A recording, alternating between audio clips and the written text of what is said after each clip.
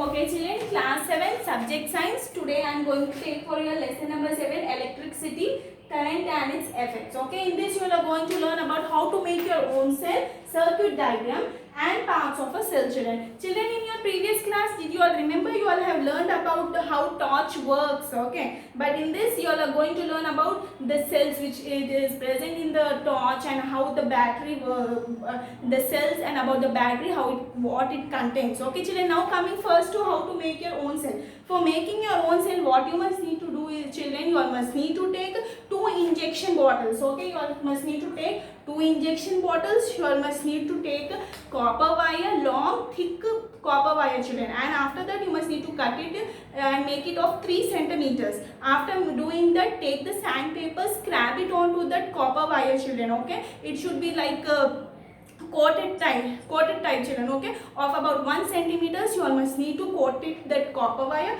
After coating it, break open discharge. Okay, you all must need to break open discharge dry cell. Okay, not this children. Usually you will get cells children for inserting in watches, clock, wall watches as on etc. Okay, you all must need to take that, and that you all must need to open it and remove it outer covering children. That outer covering consists of a zinc, okay, which is made up of zinc. You must need to cut it into 2 mm wide. Okay, after cutting you must need to take 3 centimeters long strips, okay, of zinc.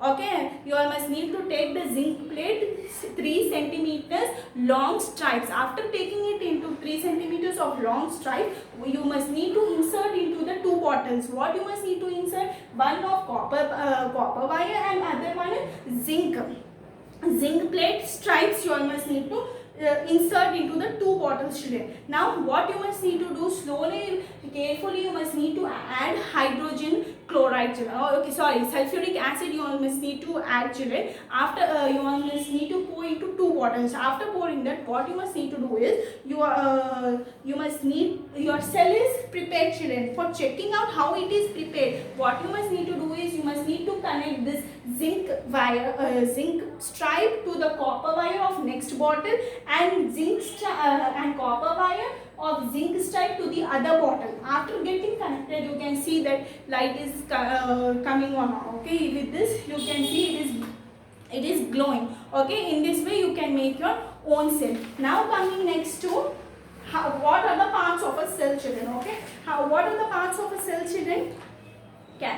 Now coming next about what are the parts. For making this part, in your textbooks page number 64, this diagram is this children. You can observe the diagram also. Okay. Usually a dry cell consists of a container children. Okay. A dry cell is made up of a container of zinc metal. Okay. It is made up of a zinc metal container. This is as of now I have drawn on the board also. You can see it is made up of a zinc metal. The container also serves as a negative terminal, and usually this container will serve as a negative terminal to the center children, in the center. Okay, and carbon rod. Okay, you can see in your textbooks also this middle portion is known as a carbon rod children. Okay, a carbon rod with a metal cap. It is usually having a metal cap, and this metal cap will possess what? Positive terminal children. Okay, it usually possesses positive terminal, and this carbon particles and chemicals are called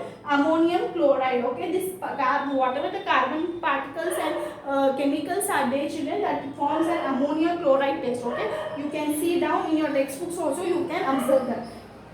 Okay, the cell is sealed from the top. The dry cells can supply the electric current in the circuit children. Okay, this usually the cell is sealed from the top. When it is transferring the electric current, it can transfer from the circuit of the at certain time children. After that, its chemical gets exhausted and it cannot be used anymore. Only it can usually in dry cells, this is one common method children. What will happen, it will supply electric current in a circuit for a certain time. After supplying the current in a circuit for a certain time, the chemicals whatever are there, they will get exhausted and it cannot be and it cannot be used anymore. Okay, it cannot be used anymore. Now coming in this way, what is happening, children? This dry cell is converting into a chemical energy. Yes, carbon is converting into ammonium chloride, okay, chemical energy. And after that, what is happening? The chemical energy is converting into electric energy. In this way, the dry cells are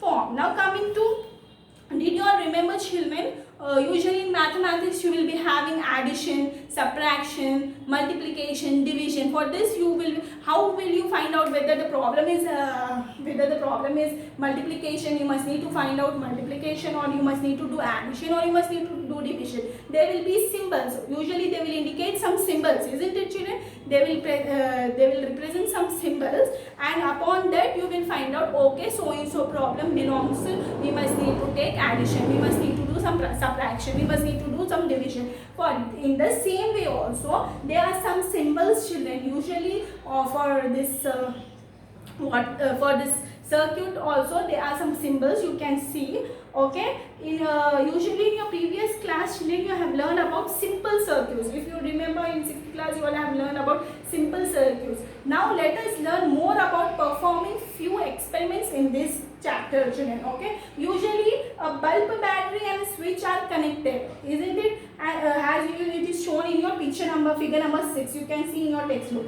The picture of circuit using symbol is called circuit diagram. Usually the picture, whatever we are, the picture using of circuit, okay, is using symbols, we know it has a circuit diagram. Usually circuit diagram will be represented in this way. Okay, now I would like everyone to take page number 65. In page number 65, electric symbols and their uses are there. As I said you, for performing any problem there will be symbol. The symbol indicates so and so problem. The problem should be done in so and so way. In electric also they will be having some symbols with the, and what are the uses for that symbol, what we can use for that so and so symbol, we are going to study. So it's better you all take your textbook, take out these symbols, electric symbols and their uses, children. See, you can see electric component. Okay, first one is electric.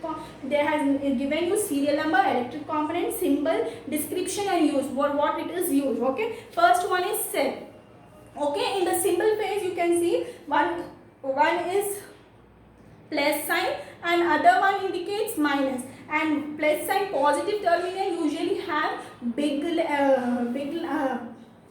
terminal, and negative terminal is having, it is denoted by the small line. Okay, positive it is denoted by the bigger line and negative it is denoted by the small line, children. The longer line donates what? Positive terminal. Okay, and the smaller line, what it donates? Negative terminal. Next, coming to electric bulb, if the symbol of electric bulb is in this way, then the electric bulb is off. Okay, that is off in position. If suppose switch is on position, if suppose in a line two dots are there, switch is a device and to close or open a electric circuit. What is switch, children? It is a device to open or close electric circuit. Now coming to switch is off position. Usually switch in the off position, the symbols will be in this way. Switch is also called a key switch in open. Okay, electric bulb on. As I said you, in off position the symbol of electric bulb is in this way, and electric bulb in the on position the symbol is this thing. Okay, next coming to battery. Usually if you take two cells attached, firstly you have studied one cell. A bigger line indicates positive terminal, smaller line indicates negative terminal. But in battery there will be two cells which will be attached, both containing bigger and smaller lines. If we are taking two things, so obviously for two things it will be two symbols will be presented. Okay, two bigger lines, two smaller lines. Two bigger lines indicates positive, two smaller lines indicates negative. Two or more cells joined together form a battery, children. Okay, now next coming to fuse. Usually in your houses, if you can see electric current circuit board, okay, you will find the fuse over there. Okay, fuse symbol is this. Fuse safety device is used in electric circuit. Now children, coming to Okay children, now coming to circuit diagram, reading in the detail. I am going to just give one reading. All of you can see in page number 66, circuit diagram para. Okay, there should be a source which is one or more electric cells, that is known as battery. Okay, as I said, one or more cells forms a what? Batteries. The switch can be placed anywhere in the circuit. If the switch is in on position, the circuit is complete from the terminal of the battery, positive terminal of the battery. Suppose the switch of the circuit is in on position, then the complete circuit will be in positive terminal of the battery to its negative terminal. Okay, the circuit is then said to be closed and the current flows throughout the circuit constantly. The wire should not have any discontinuity, that means it should not have any gaps between them. When the switch is in off position, the circuit is incomplete. It is said to be open. Okay, no current flows through any part of the circuit. Now coming next to, okay children, again once again I want to say you about circuit. Okay children, see if the circuit is completely in on position. Okay, when the circuit is completely in on position, what will happen children? The circuit is complete. If it is in off position, it is incomplete. If the circuit is complete, what will happen children? From the positive terminals of the battery to its negative terminal. Okay, the circuit is complete from the positive terminal to its battery to its negative terminal. Okay, now see, you can see the sequence of components in components which has follows over here. Okay, positive terminal of the cell, wire, switch, wire, bulb, wire, negative terminal of the cell. Okay, you can observe this box if you all are having anything. See, from positive terminal, wire. Okay, then again it will become switch, then again it goes wire, then again to bulb, then again wire, negative terminal of the cell. Okay, in this way you will have. Now next coming to series or parallel circuits children. What is in series and parallel circuit children? Usually electricity has only one path to flow. In series of connection, in series of circuits, usually electricity will have one path to flow. Okay, in parallel kind of circuits, it will have one or more than one paths to flow. Okay, if any one of them is removed, if suppose on all electric components are connected in the path of series, if any one it is removed from that, the property does not work, it does not function. Usually in marriages also you can observe, they will keep some lightings and all. If one bulb is also closed, whole bulbs or at that time it will close. That means it is in the series circuit. If suppose in series circuits, it will flow from one path. In parallel, more than one path. In series circuits, what will happen children? If one bulb is also, if suppose one circuit is also closed, whole the resting also gets closed. It does not function. Okay, in parallel what will happen children? Each bulb in the circuit is connected in separate path. Okay, through wire electricity can flow, but in series it is connected together. In parallel it is connected in separate parts of the circuit and the electric current can flow. Okay, you can see this diagram. Usually there is an example, you can do this. Take a dry cell and torch bulb.